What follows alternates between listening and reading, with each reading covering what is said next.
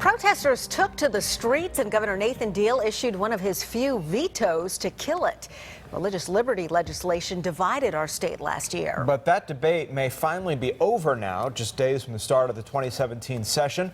House Speaker David Ralston and Lieutenant Governor Casey Cagle laid out their priorities. As Fox 5's Claire Sims reports tonight from the state capitol, religious liberty legislation isn't one of them. It was one of the most hotly debated issues of 2016, but the leaders of both the House and the Senate say they do not plan to pursue religious liberty legislation this year.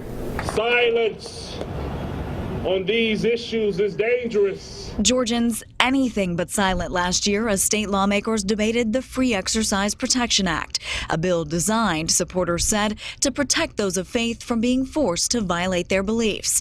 But in a meeting with the media Thursday, House Speaker David Ralston says he does not plan to rehash the debate. I don't know that an issue that so divides Georgia as that one does is something that we need to be devoting a lot of attention to. Lawmakers approved the legislation last year, but Governor Nathan Deal vetoed the bill, saying he did not think the state needed to discriminate against some people to protect others.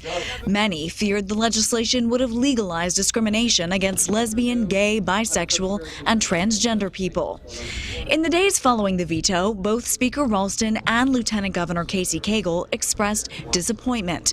But now, Cagle says the environment has changed. The environment is one where we have a new president, a president who is going to, I think, appoint a justice that's going to be conservative, and much of the fears that existed prior to that may have subsided to some degree. And Speaker Ralston believes Georgia should try to avoid other lawmakers' mistakes.